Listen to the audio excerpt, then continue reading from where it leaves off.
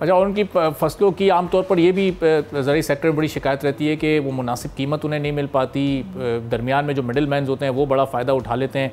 Market efficiency के लिए भी क्या बैंक्स के जहन में कोई प्लान है? क्या पाकिस्तान मर्केंटाइल एक्सचेंज को एक प्लेटफॉर्म की सूरत में कंसीडर करके तमाम स्टेक होल्डर्स बैठ कर कोई स्मूथ पॉलिसी बनाने का इस वक्त सोच रहे हैं ताकि मार्केट एफिशिएंट हो सके?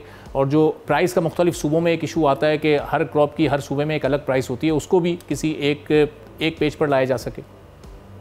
जी बिल्कुल, ये एक बहुत बड़ा जेन्युइन प्रॉब्लम है। जैसा आपने कहा, लॉन्ग टर्म में हमारा ये प्लान है कि हम इसको लेके आएंगे एज ए कमोडिटी और ट्रेड होगी उसकी, बट नॉट नाउ। बट अभी जो इसमें जो आप बात कर रहे हैं प्रोक्योरमेंट की, कि किसानों को रेट सही नहीं मिलते, ये सबसे बड़ा मसला है। तो इसमें एचबीएल ज़रूरी की इंटरवेंशन से हो ये रहा है कि हम किसानों से डायरेक्टली जाके उठा रहे हैं।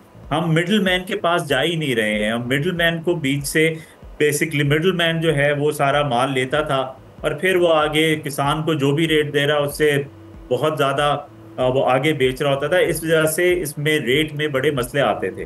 तो अब हम जो इसका बेनिफिट है वो हम डायरेक्टली किसानों को ट्रांसफर करेंगे और एक रेट फिक्स करेंगे। कोशिश हमारी यही है कि बेहतर से बेहतर रेट दिया जाए किसानों को, और जो मिडिल मैन और ये लोग जो अपना उसमें उसकी प्राइस बढ़ा देते हैं और जिसका कुछ बेनिफिट किसान को नहीं जाता। तो हमारा फोकस किसान पे है, हम डायरेक्टली किसानों से ही खरीदारी कर रहे हैं। तो आहिस्ता आहिस्ता मार्केट में इंशाल्लाह रेट भी फिक्स हो जाएगा और इसका भरपूर फायदा सिर्फ किसान को मिलेगा। सब्सक्राइब करें और बेल दबाएं ताकि कोई खबर रह न जाए।